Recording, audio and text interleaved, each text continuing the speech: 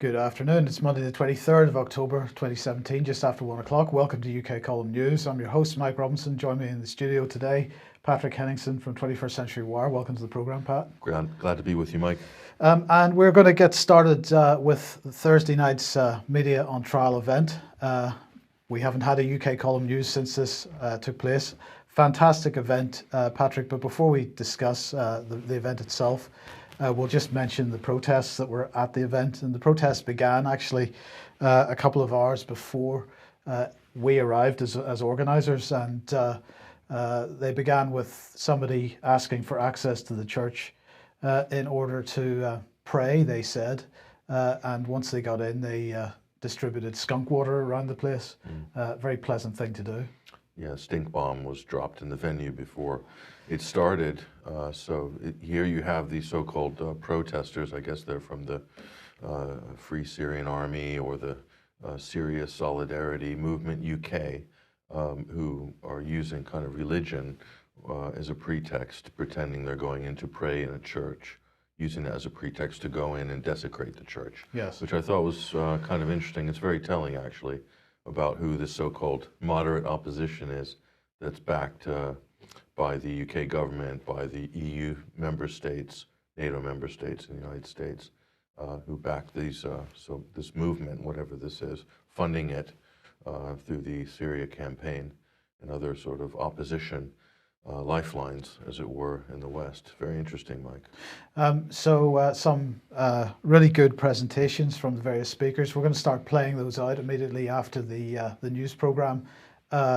If you happen to be watching on the UK Column website. But just to mention this, because we wondered what kind of response we would get from the mainstream media. There were some mainstream media journalists at the event, and you spoke to a couple of them. And Jessica Bateman, who I believe was at the event, said, because Robert Stewart was making the point that his investigation into the BBC's Saving Syria's Children documentary had been brought to the attention of Emily Thornberry MP, and that she had written to the BBC to ask for comment on this. So Jessica Bateman, Guardian journalist, said, "Hi, Emily Thornberry. Why are you giving legitimacy to a conspiracy theorist who claims BBC faked footage of Syria children being killed?"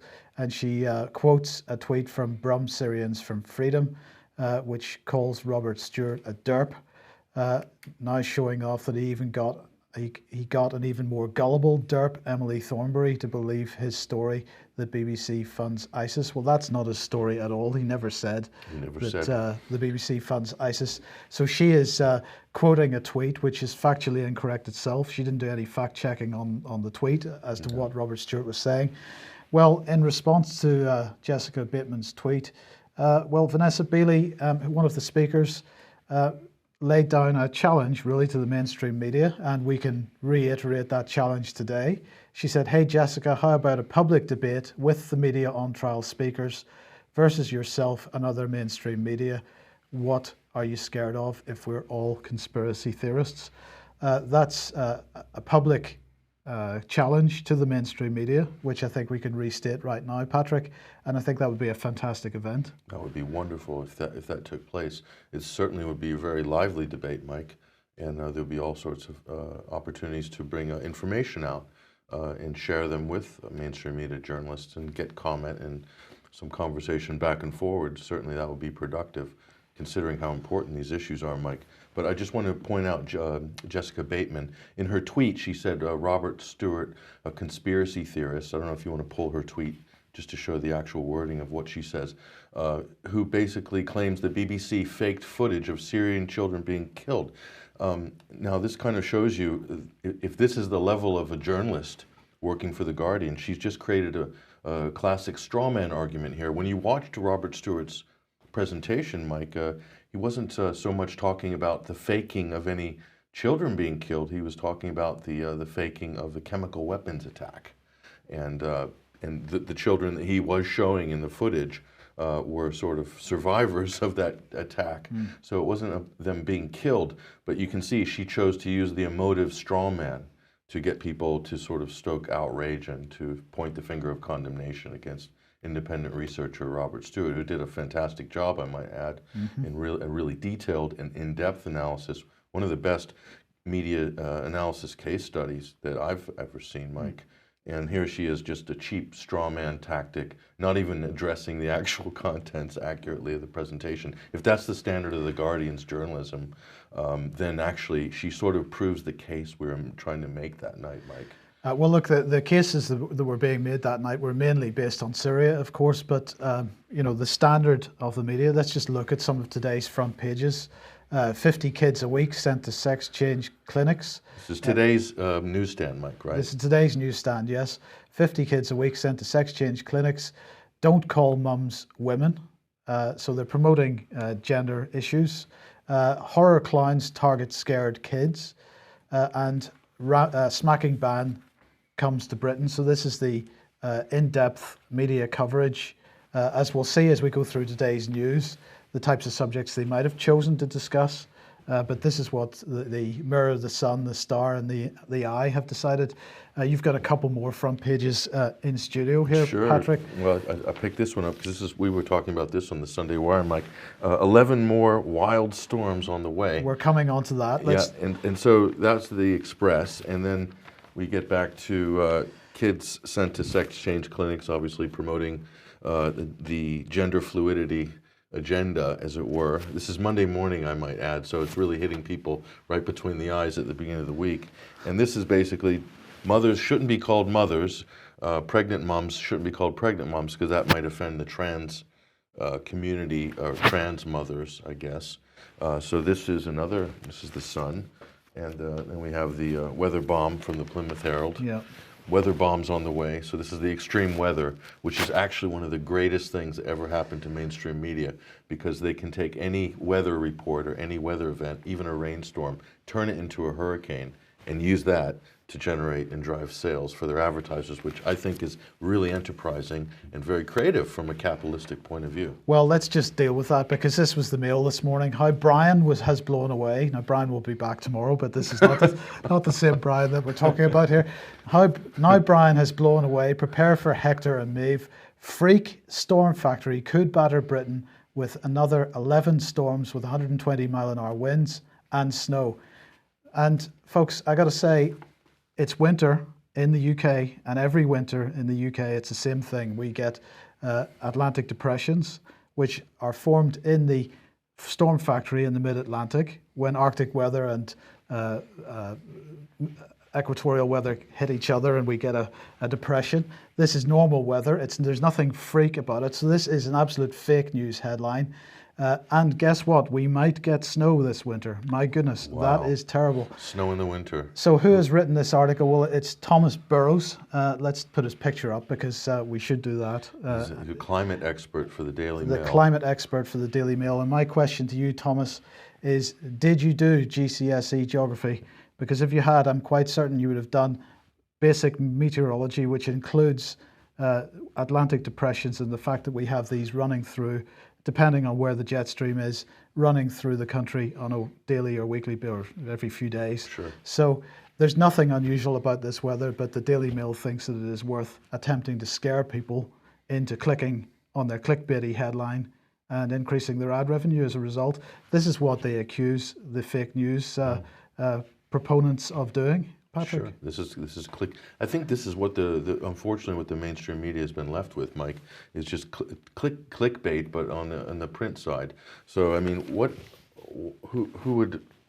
is this? Scary clowns? Yeah. Horrifying children? I mean, is this worthy of a Monday morning front page? I mean, well, granted, perhaps in the Daily Star. It is the Daily Star, but look, if you look at the Times, it's not much better. Here we have the story of this actor who we're told went to fight with the Kurdish militia in Syria and fought ISIS, and just so happened to bring a camera crew along with him. And he's an actor. His name is British actor Michael Enright, 53 years old, and who appeared in Pirates of the Caribbean, and now he's appearing in Sand Pirates of Syria. Excellent. I guess that's what I would name this film anyway. But we're meant to believe that this is legitimate. This is looks like more propaganda from the Times, but it only gets better, Mike.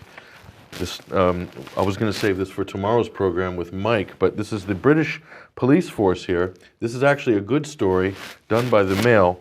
These are the police dressed as little bears. I forgot which force this is. Nuneaton. This is where they recently had the I think the shooting, the bowling alley hostage Right. incident this past week. But this is the police force here, one panda bear, one furry, sort of Smokey the bear.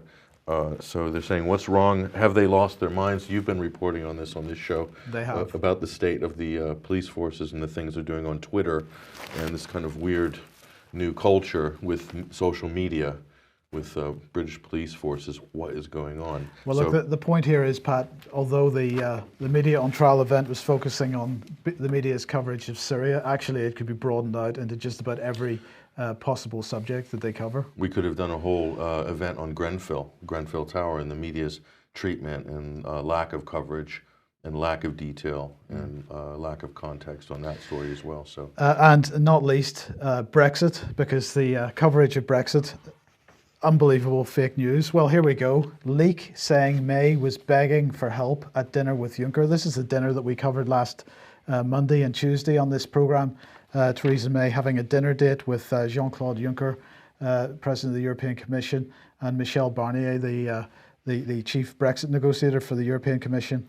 And she had dinner, but apparently at this dinner she was a quivering wreck of jelly, and she was begging for help.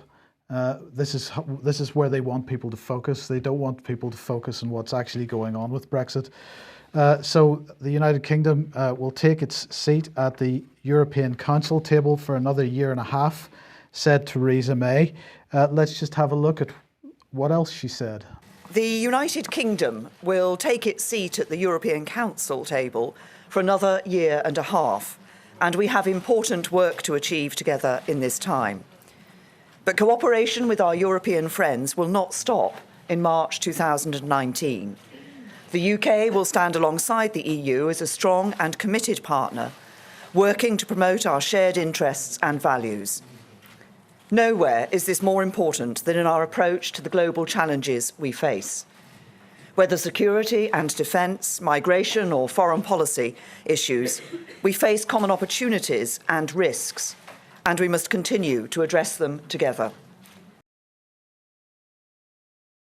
So, Patrick, the UK is going to take its seat at the European Council, which it did last Thursday and Friday. This speech she just gave was as a result of that. She's going to take that table for another year and a half. She says we've got important work to achieve together at this time. She doesn't say what that is, but she does say that cooperation with our European friends will not stop after March 2019, when the Article 50 Lisbon Treaty process is supposed to finish. She says that the UK will stand alongside the EU as a strong, committed partner to European defence and security, and that's really the main focus of it. Now, of course, when we were talking about this meeting last week, both the dinner date with Juncker and Barnier, and then the European Council meeting last week, we were talking about permanent structured cooperation, this PESCO business, as being a lead into military unification. Well, just in time for that meeting on Thursday and Friday, the European Union published this fact sheet on PESCO. They say it's called Towards More Security for the EU and its Citizens, which Theresa May wants to see with greater depth and breadth.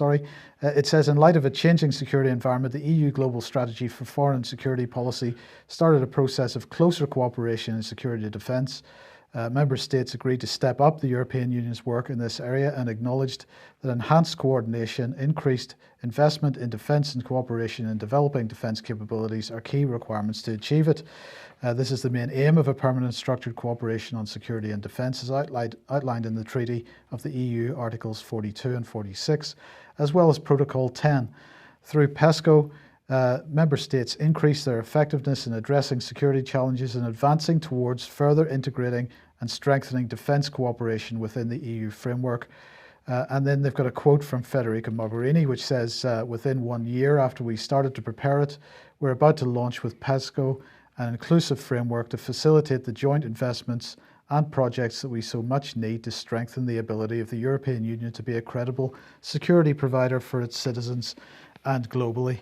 They say that PESCO is part of a comprehensive defence package. It's closely connected with the new Coordinated Annual Review on Defence, CARD. So we've got a new acronym, CARD, the Coordinated Annual Review on Defence, and the European Defence Fund, which is currently being developed under the European Defence Industrial Development Programme. So what we're talking about here is, just as David Ellis has said on this programme many times, the consolidation of the military industrial complex and the building of actually the increase of the military industrial complex within the European context anyway. CARD is going to be run by the European Defence Agency, though systematic monitoring of national defence, through systematic monitoring of national defence spending plans, and it will help identify opportunities for new collaborative initiatives. So they're bringing this together as fast as they possibly can. Now, Patrick, that is absolutely clear. It is. So it's all laid out there. We have a whole new set of acronyms, and I'm sure there'll be new acronyms to nest underneath the PESCO concept, the framework of PESCO there. But I just want to go back just to comment on the original talk about Theresa May. So what they're trying to do now is fill the headlines with nuanced sort of political entertainment gossip. So it's, before it was Theresa May's leopard skin, high heel shoes and handbag, and now it's she's looking a little bit tired, and something was leaked. What was leaked? Anything substantial? No. What was leaked was like, well, they what did they leak exactly? What was that? Well, that she was sort of a gibbering wreck at this dinner date with Junkers, which is complete nonsense. So it's he said, she said stuff, yes, but not the actual contents of the conversation. Correct. Right? So this is what will be reduced to in terms of mainstream media coverage as they drag their heels on Brexit for the next 24 months, as they sort of railroad the process, and then probably come to us after 2 years and they'll say, well, it just didn't work out. We tried, but it just didn't work out, but we have a better deal with Europe now. Here it is. So, interestingly, what they are attempting to do in parallel with that is to promote the idea that a no deal is the most likely outcome. What they're attempting to do with that, of course, on one hand, they're keeping busy with the nonsense as you talk about just now, but the other thing that they're attempting to do with this no deal business is to try to energize the Remain side of the argument, try to energize that part, because at the end of the day, we are going to get a best of both worlds type scenario, and they've got to have support for that. And also, if they called a second referendum, there's still a possibility that that they could pull this card. If they did have a second referendum today, a lot of people are saying, a lot of pundits are saying that it would be, the result would go in favor of Remain because of the shambles of the Brexit negotiations. So you can kind of see how this kind of narrative is already being pre-baked for the public. So. But it's all right, Patrick, because the European Council Press, the EU Council Press, has sent this tweet out today.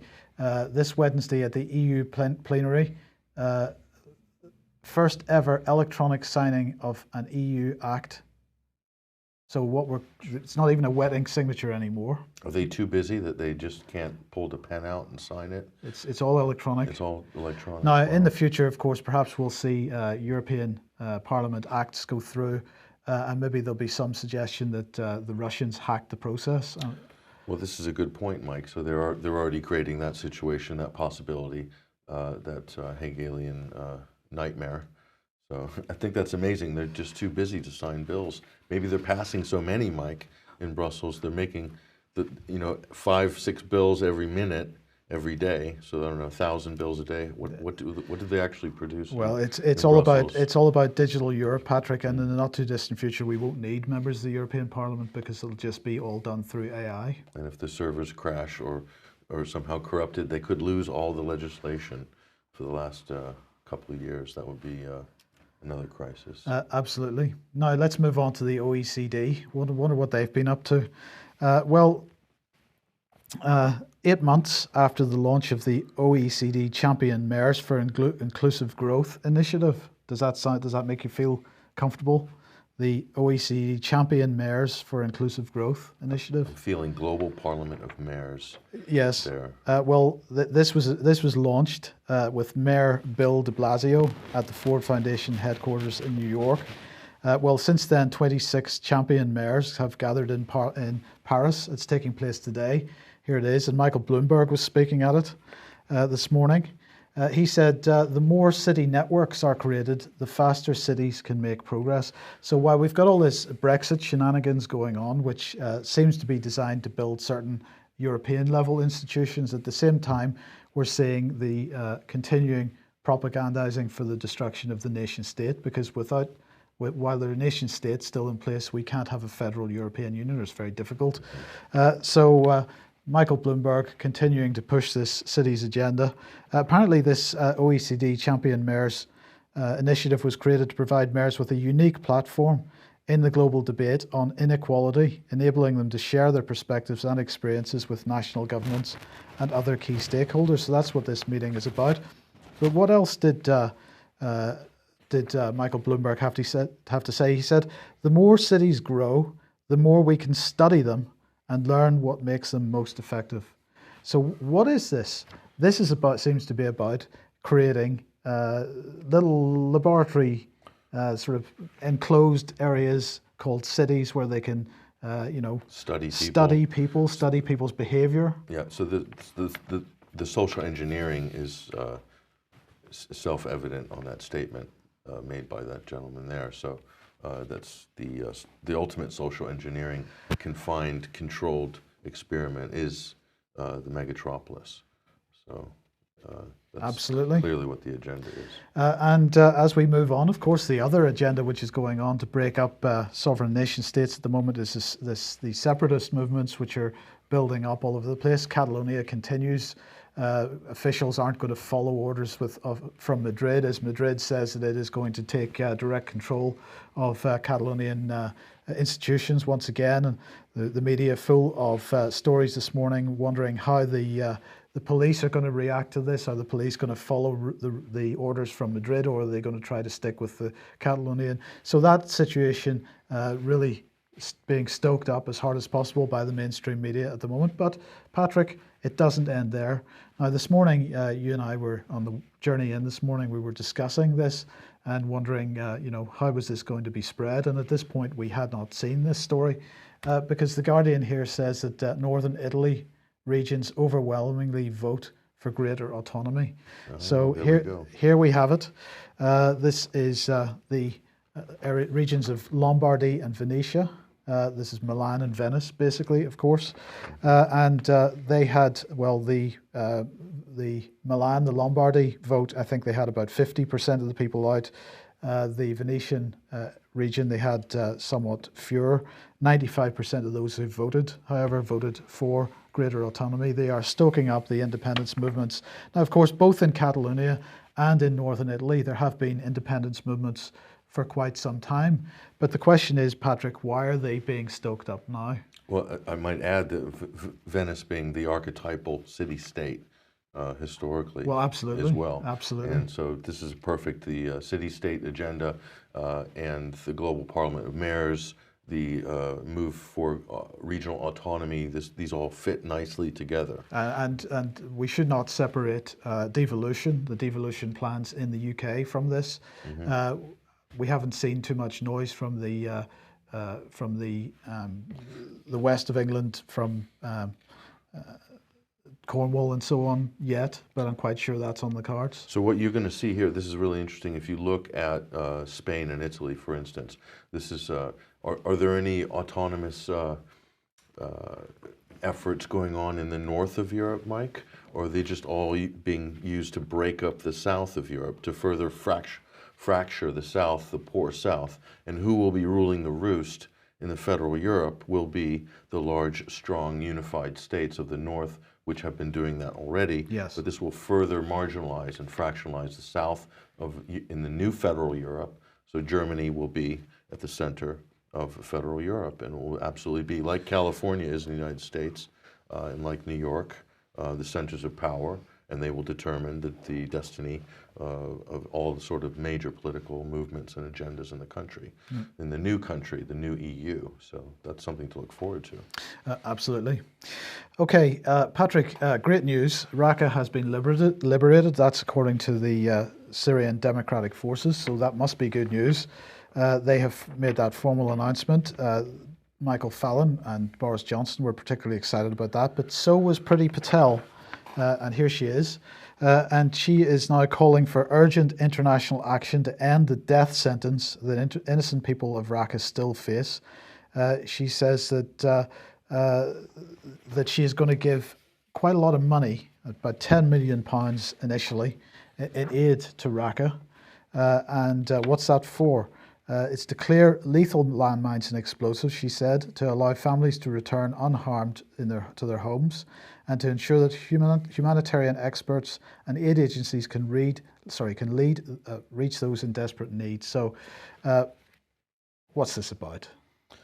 This is about the powers who have helped to break up Syria, or who've helped to destabilize, I should say, Syria over the last, say, 7-8 years. They want to now give some sort of aid or legitimacy to the occupying. They say liberated Raqqa. It's liberated, but then it's now occupied by U.S.-backed Kurdish militia forces. So this is in Syria proper, and this is not necessarily a Kurdish majority area before the war, some of these places, but the demographics have changed. This is what ISIS does. This is the whole point. I'm going to say, I'll go out on a limb here. This is the whole point of why ISIS embedded itself in Deir ez-Zor and Raqqa in the first place, was to alter the demographics of those areas, to open the door for what we're seeing now, which is this new agenda of Kurdish autonomy and Kurdish enclaves to break up pieces of Syria, to weaken the nation state of Syria. That's the end result of all of ISIS's efforts in Iraq and in Syria. So if you want to look for a narrative below the narrative, I think that's where you should be looking. So I am going out on a limb and saying that, but I'm not alone. Other people have made that assessment as well. And how much of this do you think, this almost desperation in what she said here, if Daesh's iron grip on the city of Raqqa has stolen lives of too many innocent people, and now this evil regime has been driven out, it's absolutely crucial that the international community actively helps them rebuild their lives. How much of that apparent concern and is because actually she's concerned about the documents that have been left behind, the arms that are potentially left behind. The evidence. They have absolutely flattened Raqqa, but there must be tons of evidence in that area for collusion between the US and the UK and ISIS. Sure, evidence of NGOs, evidence of various Islamic relief agencies that are backed by countries like Saudi Arabia and some of the Gulf states, things like this. This is what the British and the Americans and the Saudis, for instance, to start with anyway, and Turkey, do not want to fall into independent or Syrian or Russian hands, because then those things will be publicized. We've shared some of the same sort of things on this show in the 21st Century Wire of what we learned after entering East Aleppo, when East Aleppo was truly liberated from terrorist occupation.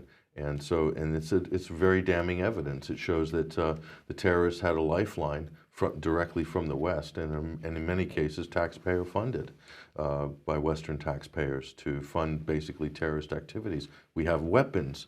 We have evidence of weapons that ISIS is using, which have been procured via the U.S. Department of Defense, non-U.S. standard weaponry purchased from Eastern European vendors and then flown on diplomatic flights on Silkways and Azerbaijani State Airway, who's also a NATO preferred contractor as well, done a lot of work for NATO over the years. And those same weapons, 44 millimeter rocket propelled grenades, for instance, in the hands of ISIS. So this is the same ISIS that's in Raqqa, by the way. So that's the West, the United States, paid for by Saudi Arabia, supplied via U.S. contractors, via Eastern European vendors into the hands of ISIS. Okay, so that's what should be the concern, and also the lifeline, the financial lifeline of ISIS, Mike, the oil that they've been stealing for the last few years and have been shipping that over the border into, let's say, for instance, Iraqi Kurdistan, and also passing through possibly British oil companies like Janel Energy, and then laundered through to Turkey, and then ending up at the Turkish Mediterranean port, where it departs for market. That was a story which was broken by Nafis Ahmed. in 2015, okay, and I shared that story as well at Media on Trial, okay. That's what's kept ISIS going, the guns, the oil. And in both cases, we have Western fingerprints on both of those things. Priti Patel should be looking at the causes, the causality of how ISIS was allowed to be so well funded and supplied. She can't, Patrick, because she'd be looking in a mirror. Let's move on to let's move on to this. Now, let me ask you this, Patrick. The United States has always said that which party uses chemical weapons in Syria?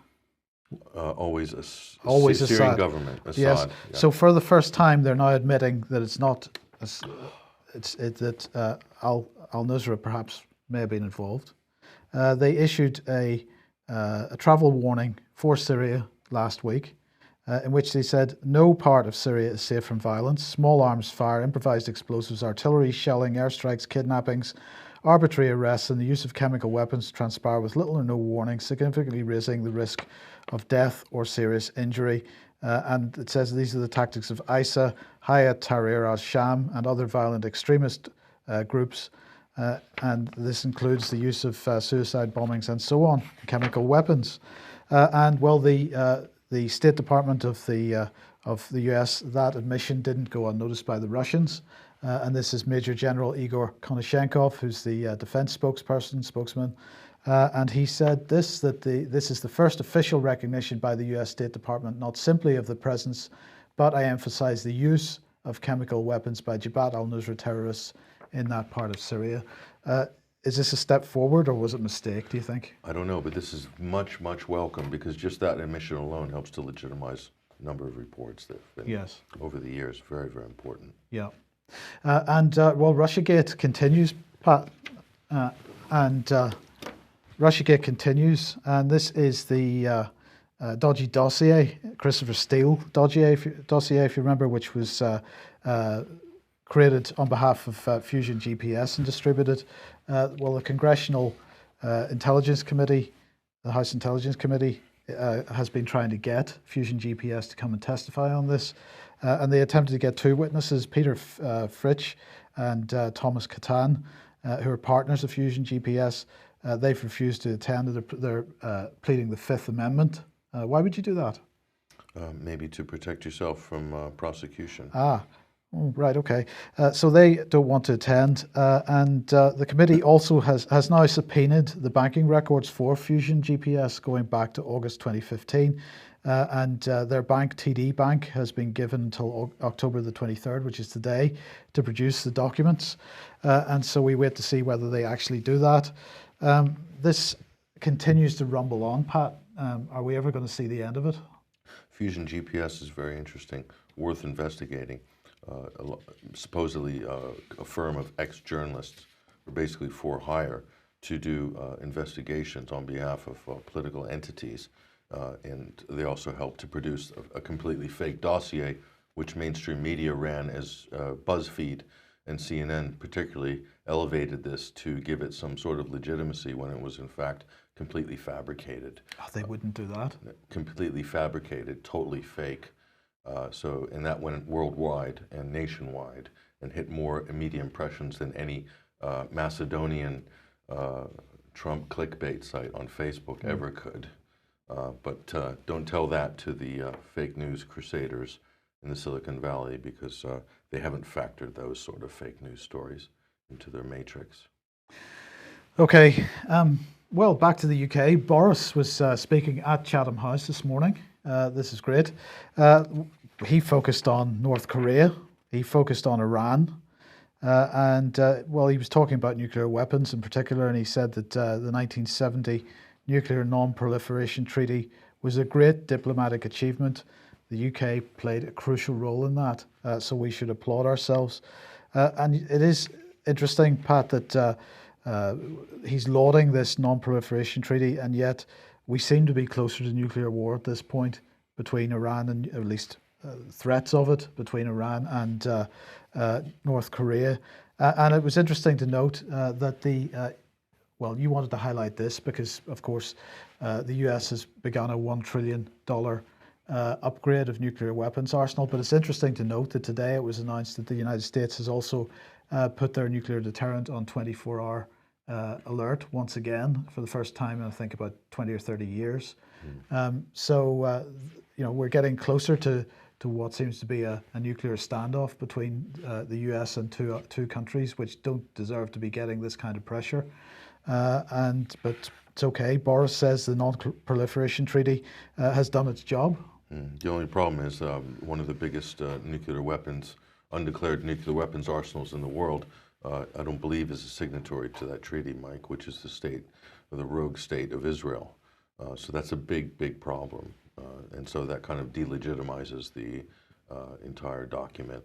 And unfortunately, but if the United States and the West are so interested in non-proliferation, why would they spend $1 trillion to upgrade their nuclear arsenal? That's what Barack Obama, the Nobel Peace Prize winning president, did in 2014 with the article we just showed you there.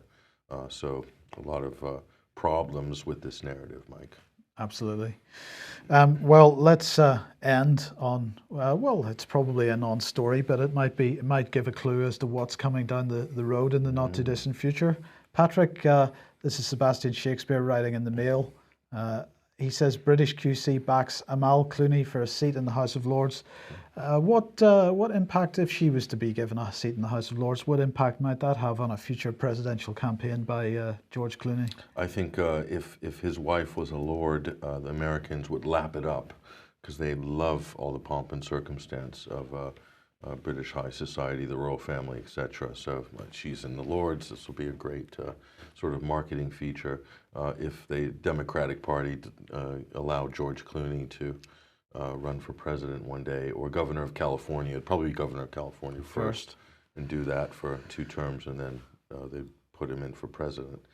So that's something to look forward to. This is George Clooney, who wanted to make a Hollywood big budget feature film about the great heroes in Syria known as the White Helmets. So he's already got his finger in a lot of interesting pies, a Council on Foreign Relations member, so you can kind of guess where his interests and his ideology is in terms of neoliberal interventionism. It's pretty clear. But I mean, you know, the British establishment wouldn't be so keen to get their man into the White House that they would cynically subvert the process of entry to the House of Lords in this way, would they? They wouldn't do that, would they? Okay, we'll leave it there for today. Thank you very much for joining us. Thank you very much, Patrick, for taking part today. We will be back at the usual time, 1 p.m. tomorrow. Brian will be back as usual. Media on trial after this, right? Media on trial. We're starting off with Robert Stewart's presentation because that's the one that has received the attack straight away. So that's following straight away now. We'll see you tomorrow. Bye-bye.